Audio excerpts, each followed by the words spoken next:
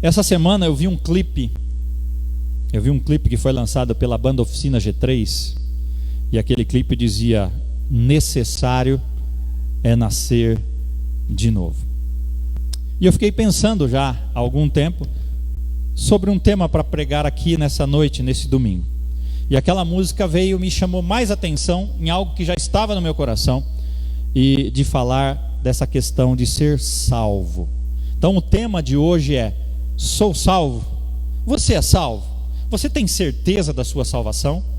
Você tem certeza que se Deus chamar a sua senha, o seu número, você sabe para onde você vai? Se a gente perguntar para muitas pessoas, até dentro dos templos, não só nas cidades, mas pessoas que se denominam cristãs, muitas delas não têm certeza que irão para o céu. Porque o que é necessário? Necessário é nascer de novo. Eu quero que você abra a sua Bíblia no Evangelho de João, capítulo 3, dos versos 1 ao 21, só para a gente basear o nosso sermão, embora o nosso sermão não vai ser um sermão expositivo, será um sermão tópico. Nós vamos falar de vários tópicos e vamos passear pelas Escrituras, mas vamos embasar o nosso texto no Evangelho de João, capítulo 3, dos versos 1 ao 21. O texto diz assim: havia um fariseu chamado Nicodemos. Quem era um fariseu? Um fariseu era um religioso. Ele acreditava na Bíblia da época, que era o Antigo Testamento. Olha só, uma autoridade entre os judeus. Verso 2: ele veio a Jesus à noite, ou seja, escondido, e disse: mestre, sabemos que ensinas da parte de Deus, pois ninguém pode realizar os sinais miraculosos que estás fazendo, se Deus não estiver com ele. Em resposta, Jesus declarou: digo-lhe a verdade, ninguém pode ver o reino de Deus se não nascer de novo. Perguntou Nicodemos: como alguém pode nascer sendo velho? É claro que não pode entrar pela segunda vez no ventre da sua mãe e renascer. Respondeu Jesus: digo-lhe a verdade, ninguém pode entrar no reino de Deus se não nascer da água e do Espírito. O que nasce da carne é carne, mas o que nasce do Espírito é Espírito. Não se surpreenda pelo fato de eu ter dito: é necessário que vocês nasçam de novo. O vento sopra onde quer, você o escuta, mas não pode dizer de onde vem, nem para onde vai. Assim acontece com todos os nascidos do Espírito. Perguntou Nicodemos: como pode ser isso? Disse-lhe Jesus: você é mestre em Israel e não entende essas coisas? Asseguro-lhe que nós falamos do que conhecemos e testemunhamos do que vimos, mas mesmo assim vocês não aceitam nosso testemunho. Eu lhes falei de coisas terrenas e vocês não creram. Como crerão se lhes falar de coisas celestiais? Ninguém jamais subiu ao céu a não ser aquele que veio do céu, o Filho do Homem. Da mesma forma, Moisés levantou a serpente no deserto, assim também é necessário que o Filho do Homem seja levantado, para que todo que nele crer tenha vida eterna. Porque Deus amou o mundo, que deu o seu Filho unigênito, para que todo aquele que nele crer não pereça, mas tenha vida eterna. Pois Deus enviou o seu Filho ao mundo, não para condenar o mundo, mas para que se fosse salvo por meio dele.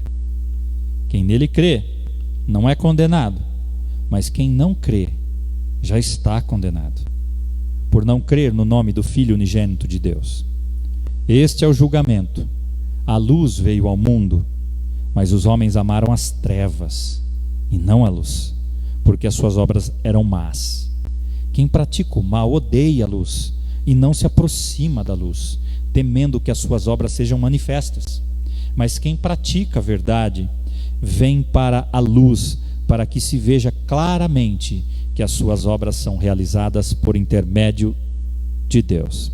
Eu quero ressaltar apenas um versículo com os irmãos, o verso 7, que diz assim: não se surpreenda pelo fato de eu ter dito, vamos falar junto? É necessário que vocês nasçam de novo. Vamos falar junto? É necessário que vocês nasçam de novo.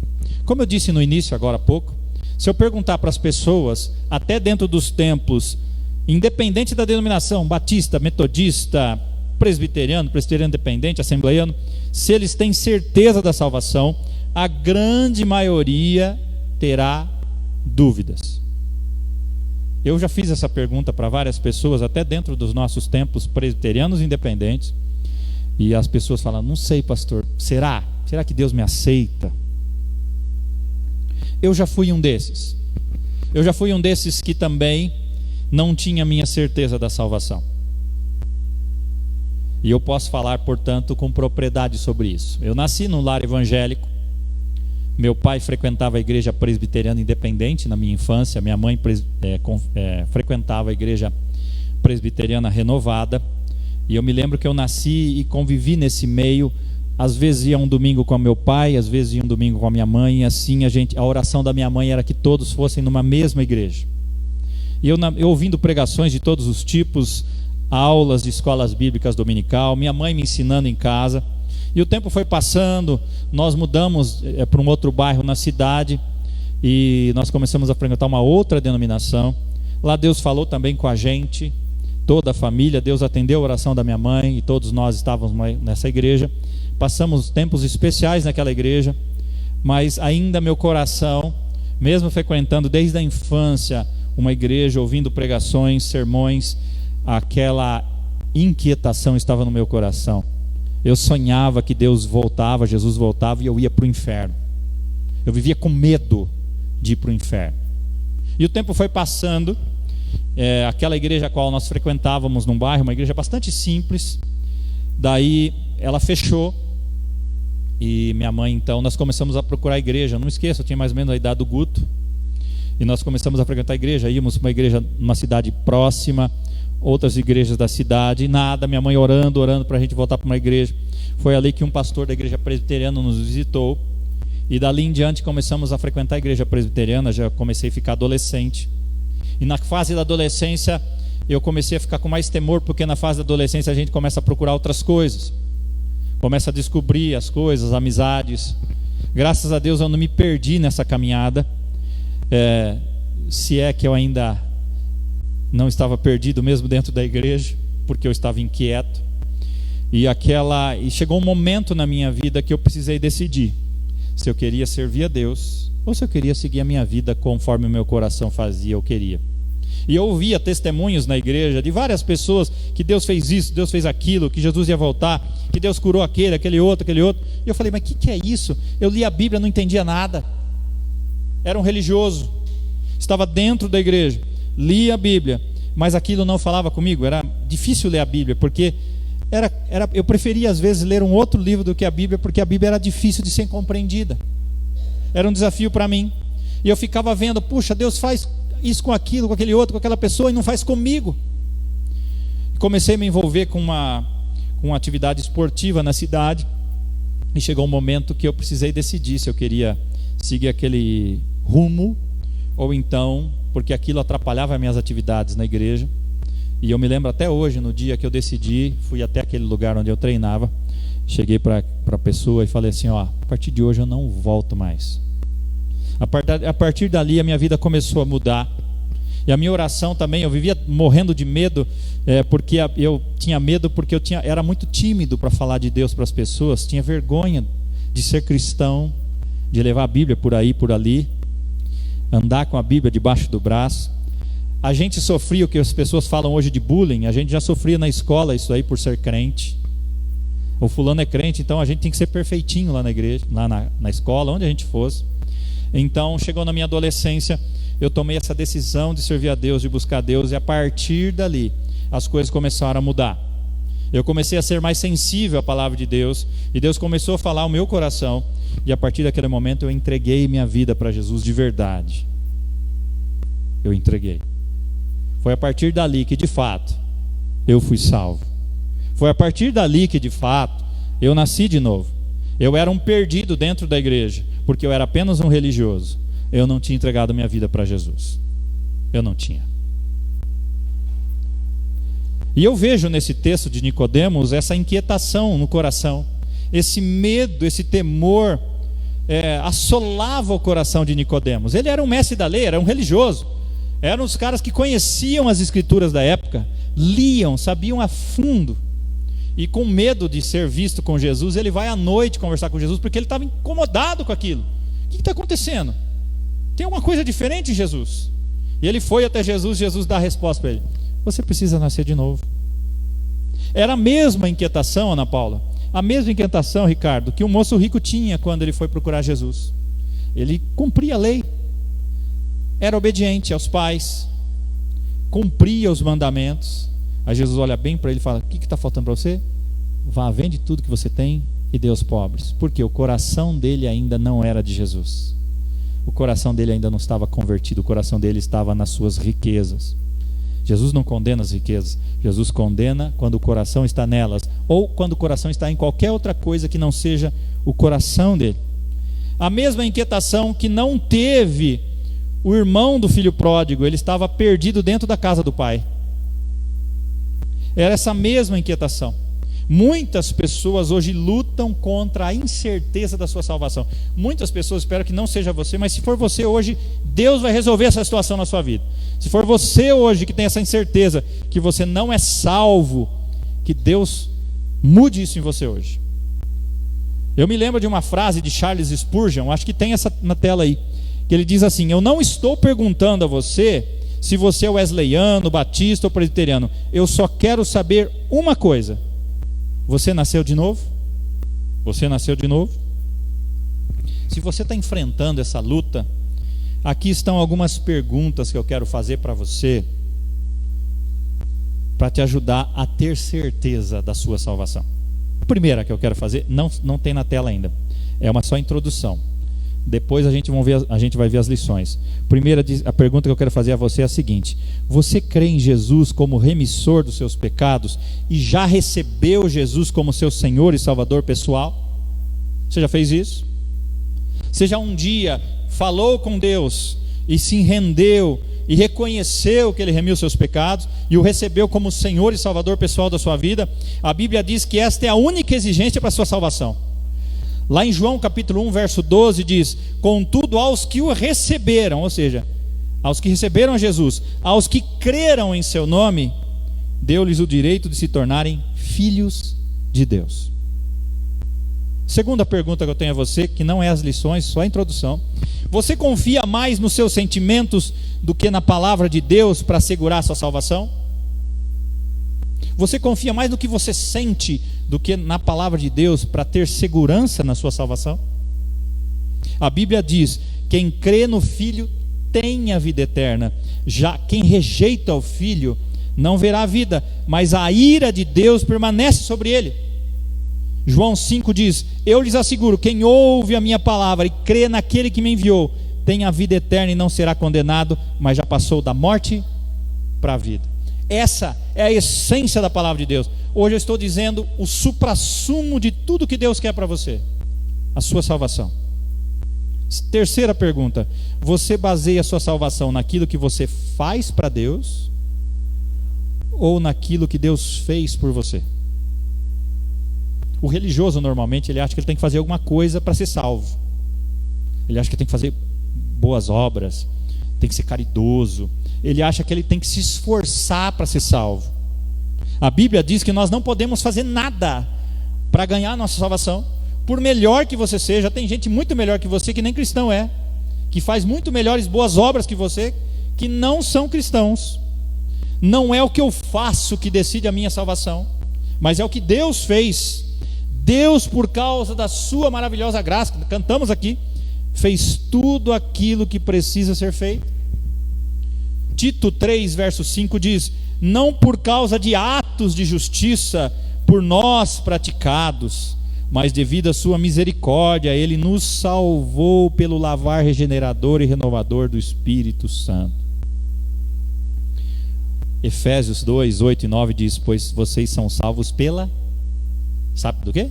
Pela graça, mediante a fé. Isso não vem de vós, nem de mim. É dom de Deus, não por obra, ou seja, não porque eu faço, mas pelo que Ele fez. Porque se fosse por causa que eu fizesse, ia me gloriar. Eu fiz isso, isso e aquilo, por isso eu sou salvo. Isso é religioso quem faz. Você não é salvo pelo que você faz. Você faz porque você é salvo. A Bíblia diz que nós podemos saber com certeza que temos a vida eterna se nós cremos em Jesus. Você crê em Jesus? Você já rendeu a sua vida a Jesus? A Bíblia diz em 1 João 5, de 11 a 13, diz assim: é este o testemunho, Deus nos deu a vida eterna e essa vida está no seu Filho. Quem tem o Filho tem a vida. Quem não tem o Filho de Deus não tem a vida. E escrevi-lhe essas coisas a vocês que creem no nome do Filho de Deus, para que vocês saibam que têm a vida eterna. Pastor, você pode perguntar para mim: quais são, pastor, as evidências de um salvo em Cristo? Eu ainda, pastor, depois que o senhor falou tudo isso, eu ainda não tenho certeza que se eu morrer agora aqui, eu vou abrir os meus olhos diante do Senhor. Talvez você esteja assim. Talvez você esteja assim. Crer em Jesus como Filho de Deus, que morreu para remir os seus pecados, é a única exigência para a sua salvação. As perguntas que eu acabei de fazer para você não são testes da sua fé, porque nós nunca poderíamos ser bons o suficientes para sermos salvos. Não é por obras, por caridades. Nós podemos estar confiantes e esperançosos que temos a vida eterna, porque Deus nos encoraja a nos sentirmos assim, porque nós temos mudado nossas vidas, porque nós queremos compartilhar Jesus aos outros e porque nós desejamos uma vida que agrade a Deus. Então, quais são? Eu quero dar 4 evidências na vida do cristão que comprovam a sua salvação. 4. Primeira delas: sabemos que temos a vida eterna porque Deus diz que a temos. Você sabe que é salvo porque Deus confirma no seu coração. A palavra de Deus nos diz que nós temos a vida eterna se recebemos Cristo como nosso Salvador. Então, como ter certeza que eu sou salvo? Você sabe que tem a sua salvação porque Deus diz que você a tem. Olha o que o texto diz, vamos ler juntos? Escrevi-lhes estas coisas a vocês que creem no nome do Filho de Deus, para que vocês saibam que têm a vida eterna. Se você está em dúvida da sua salvação, a primeira prova se você é salvo ou não é se você sabe que tem a vida eterna. Deus falou isso para você. Você sente que Deus confirma no seu coração. Não é porque você é perfeito. Se fosse assim, todo mundo ia para o inferno, porque ninguém é perfeito. A questão é graça. Você já sentiu isso? Deus falar ao seu coração, confirmar que se você fechar o olho agora, apesar de quem você é, dos seus pecados, das suas fragilidades, você sabe que vai encontrar com o Senhor do outro lado? Deus diz que para aqueles que são salvos, confirma no coração dessas pessoas. Segunda evidência: nós sabemos que temos a vida eterna porque mudanças, presta bastante atenção nisso, nós sabemos que temos a vida eterna porque mudanças têm tomado lugar nas nossas vidas, desde que nos tornamos cristãos. Olha 2 Coríntios 5,17, vamos ler? Portanto, se alguém está em Cristo, é nova criação. As coisas antigas, o que aconteceu? Se passaram, e eis que surgiram novas coisas. Pequenas mudanças. O salvo em Cristo sabe para onde vai. Tem um corinho que faz isso. Mas o salvo em Cristo tem experimentado mudança na sua vida. Você já não é mais aquele. Mudanças têm acontecido na sua vida.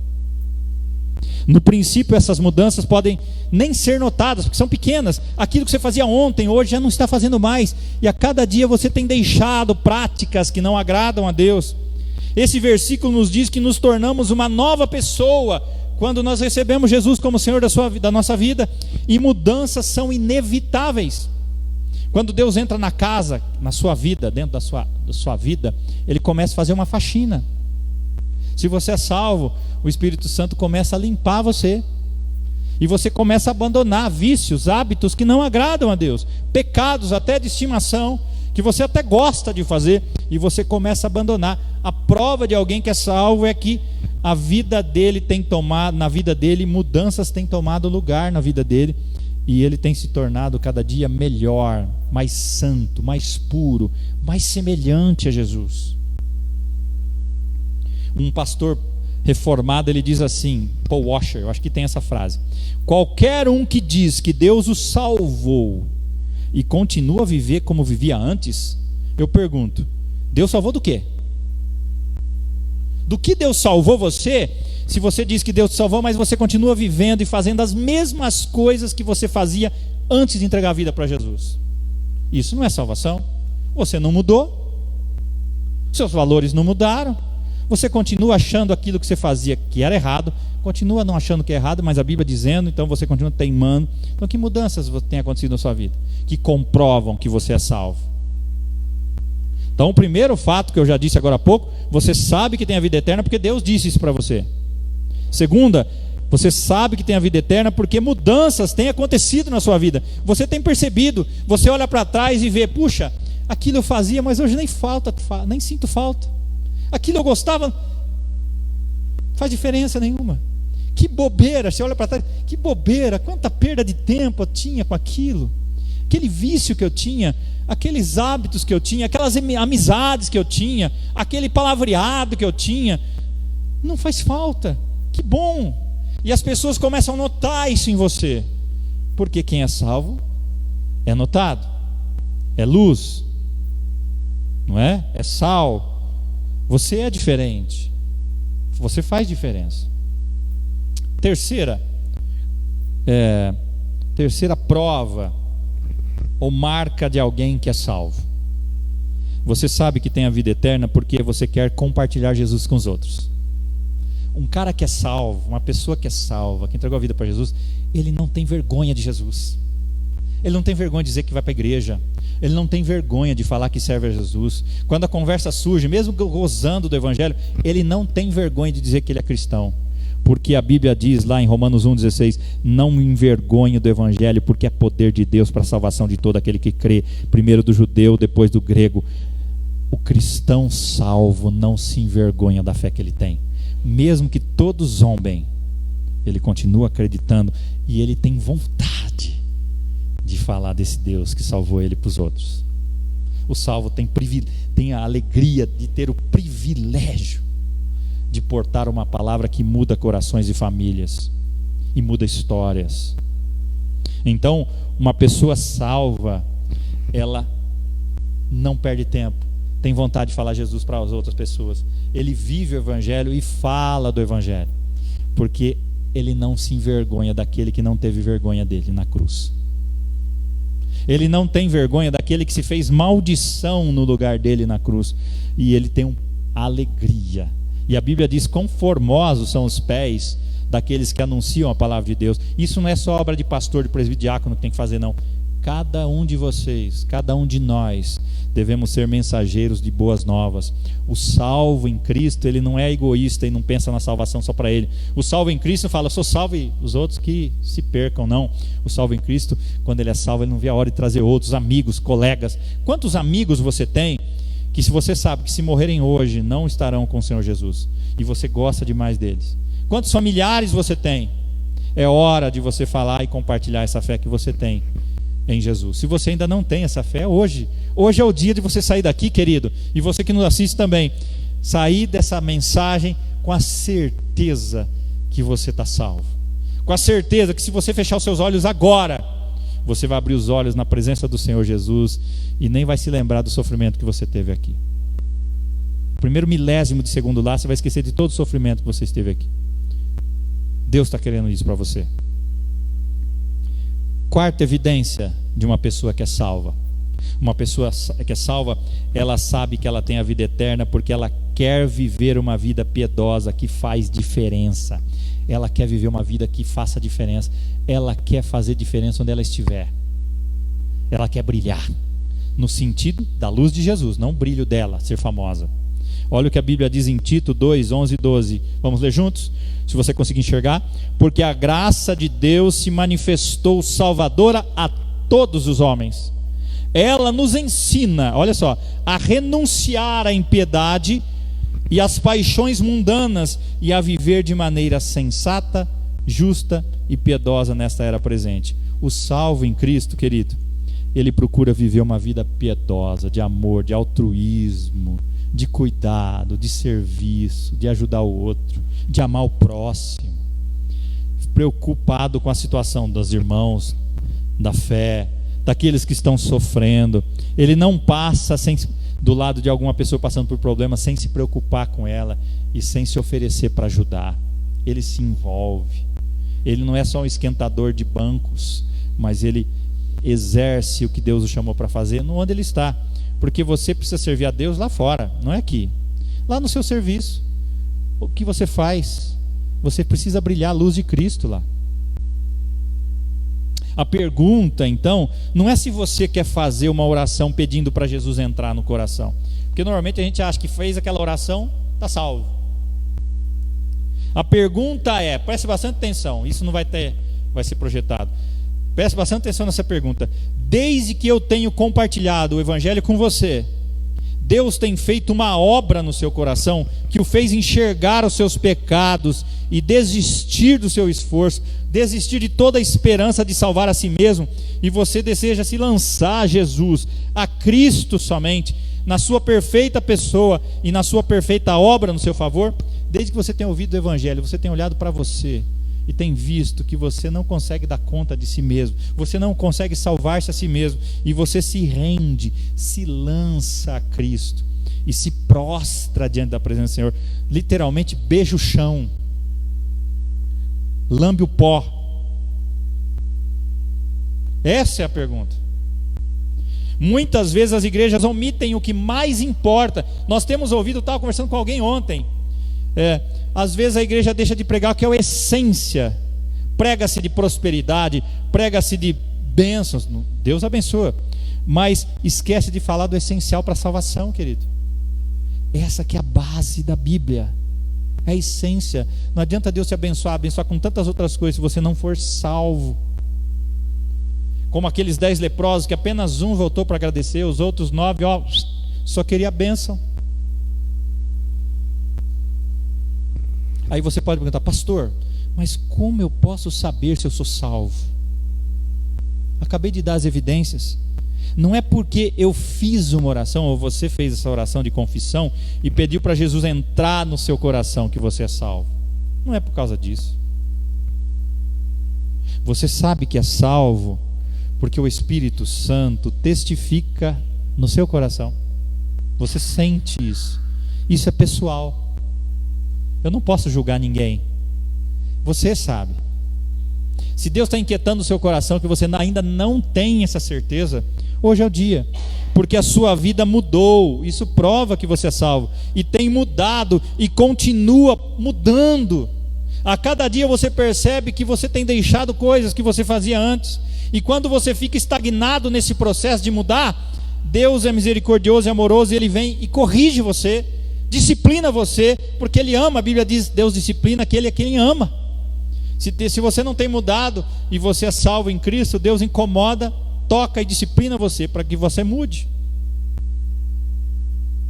O salvo não é que não peca. O salvo, quando peca, ele se arrepende. Ele sabe que ele magoou a Deus, ele entristeceu a Deus, como Davi.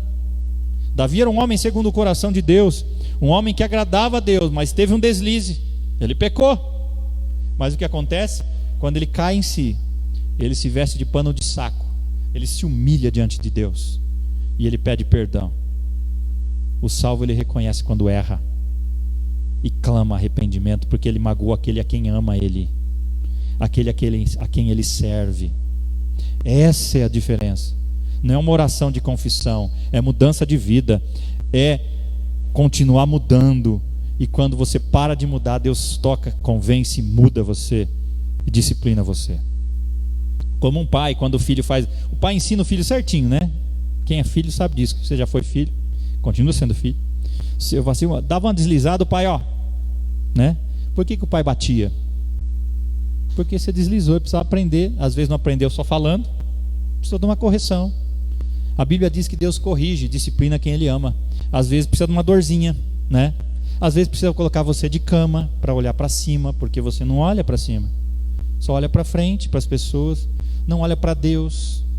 Às vezes vem a dor, melhor que não, mas é assim. O salvo em Cristo, Deus não abandona ele no mundo. Deus toca e convence, mexe e muda. Nós vivemos num país, meu irmão, minha irmã, em que grande parte da população acredita que se foi batizado na infância é salvo. O batismo não salva ninguém. Alguns acreditam porque fizeram profissão de fé e é membro das igrejas, é salvo. Ou porque são fiéis nos dízimos e nas ofertas, ou porque são filho de crente. Isso não salva ninguém. Jesus não tem netos. Jesus não tem sobrinho. Deus só tem filhos. Além disso, muitas vezes nós erramos quando nós pensamos que, como eu já disse, uma simples oração de confissão acho que salva a gente. E a gente trata de salvação como se fosse uma vacina. Essa oração é a vacina. Orou, vacinado, salvo. Não é assim. Precisa haver mudança. A mudança é a evidência da salvação. Tem gente que fala, fiz a oração de confissão, eu me arrependi, não se preocupe comigo mais. Eu me arrependi, não se preocupe comigo, eu já fiz aquela oração. A salvação não é uma vacina contra a gripe, meu irmão. A evidência de que você realmente se arrependeu há um tempo atrás, como eu já disse, é que você ainda está se arrependendo hoje, em grau maior. Quanto mais próximos de Deus nós estamos, quem tem essa vida com Deus, percebe que quanto mais próximo ele está, mais ele chora, mais ele se arrepende, mais ele vê que tem coisa errada para mudar ainda. Quanto mais próximo da luz, o que acontece? Mais a sujeira aparece. Quanto mais próximo eu estou de Deus, mais evidente fica a minha sujeira e mais eu me arrependo. O salvo em Cristo vive se arrependendo, vive abandonando práticas que não agradam a Deus. Esse chama-se processo de santificação, mudança. Deus está falando com você, eu sei. A evidência de que realmente você creu há um tempo atrás é que você ainda crê hoje, e em grau muito maior ainda, e tem cada vez mais sede de Deus e da palavra de Deus, como o salmista diz: a minha alma tem sede de ti. O salvo em Cristo tem vontade de falar com o Pai, tem sede de ter tempo com Deus, tem vontade de ler a palavra, de orar, de louvar. Alegrei-me, se alegra quando disseram vamos à casa do Senhor. Ele fica feliz, que bom, voltou para as atividades presenciais. Não fica acomodado na casa quando pode vir. Ele é salvo. E a pergunta que eu tenho para terminar: você realmente se arrependeu? A pergunta não é se você quer convidar Jesus para entrar no seu coração. A pergunta é: você realmente se arrependeu de quem você é? Você pode ter vindo hoje no culto, ou está assistindo o culto, por vários motivos, menos o motivo certo. Enquanto eu estava aqui estou pregando, você ficou olhando no relógio, perguntando a si mesmo quando a pregação vai acabar, ou quando você vai embora, e naquele momento você só pensava no lugar em que você iria depois. E eu quero dizer uma coisa para você: você não pode ser salvo se você tem tido essa atitude, porque você não demonstra arrependimento. Vem como religioso na igreja, como veio, como bater um cartão ali, né? Cumprir uma missão, como se for num serviço lá e cumprir o horário, 1h30 de culto. Mas se você veio aqui hoje, mesmo por motivos errados, e ficou se perguntando quando isso ia terminar, mas durante o sermão você soube que alguém estava tratando o seu coração e começou a enxergar que Deus é santo, puro, e você começou a ver a santidade de Deus de uma forma que você nunca viu antes, e começou a enxergar o seu pecado, porque você está próximo da luz da santidade, como você nunca esteve, e a sua atitude com relação ao pecado, do qual antes você se orgulhava, mudou totalmente, e você o odeia, e está envergonhado. Isso é arrependimento. E a Bíblia diz que o quebrantado e humilde Deus não desrejeita, Deus aceita, Deus perdoa, Deus salva, Deus transforma. Eu estava vendo uma frase que eu li, diz assim: a gente lê às vezes camisetas escrito sorria, Jesus te ama. Você imagina se tivesse uma camiseta chore, Jesus está enojado com o seu pecado. E eu fiquei pensando nisso. Jesus te ama, mas Ele não tolera o seu pecado. Ele quer mudar você. Venha para Jesus como você está. A pergunta é: você é salvo? Eu pergunto para você: você é salvo? O salvo, relembrando, sabe que tem a vida eterna porque Deus diz que você tem. O salvo tem certeza da salvação porque mudanças tomam lugar na sua vida. Ele tem mudado a cada dia, todos os dias. O salvo, ele tem a vida eterna porque ele quer compartilhar Jesus com os outros. Ele não vê a hora de falar de Jesus para os amigos, para as amigas, para os familiares. O salvo tem a vida eterna porque ele quer viver uma vida de testemunho piedosa, que faz diferença. Ele quer fazer o melhor porque ele faz para Deus, não faz para as pessoas. Esse é o salvo. Que Deus nos ajude. E eu concluo com o versículo central das Escrituras, que o saudoso irmão Pedro Cavazana sempre dizia. Você quer falar comigo esse versículo? Vamos falar juntos? João 3,16. Porque Deus amou o mundo de tal maneira que deu o seu Filho unigênito, para todo aquele que nele crê não pereça, mas tenha a vida eterna. Vamos mudar? Porque Deus me amou de tal maneira. Você vai falar isso, porque Deus me amou de tal maneira, e a gente continua. Vamos lá juntos? Coloca a mão no seu coração. Porque Deus me amou de tal maneira que deu o seu Filho unigênito, para que todo aquele que nele crê não pereça, mas tenha a vida eterna. Vamos orar. Em seguida nós vamos cantar uma canção. Senhor,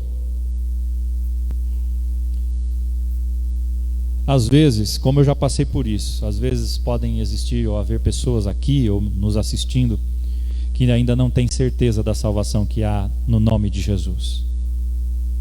E eu peço, convença esse coração, toque nesse coração, que hoje seja o dia aceitável de mudanças, que o Senhor confirme através do Teu Espírito Santo no coração dessa pessoa, que o Senhor comece a fazer mudanças nas vidas dessas pessoas, que o Senhor comece a despertar no coração delas o desejo de compartilhar esse Jesus que tem mudado a vida dela para outras pessoas, e que ela deseje, Senhor, ter uma vida piedosa que testemunha a fé que ela crê.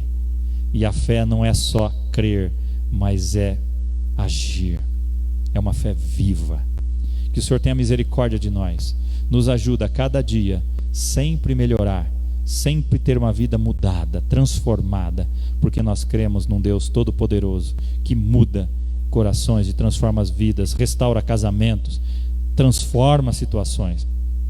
Que a Tua bênção esteja sobre cada um desses que estão aqui e sobre cada um desses que nos assistem hoje. Que hoje a pessoa não deixe passar essa oportunidade que Deus está oferecendo de se render e se entregar totalmente a Jesus. Reconheça, que essa pessoa reconheça Jesus como, e receba Jesus como o único e suficiente Senhor e Salvador da sua vida.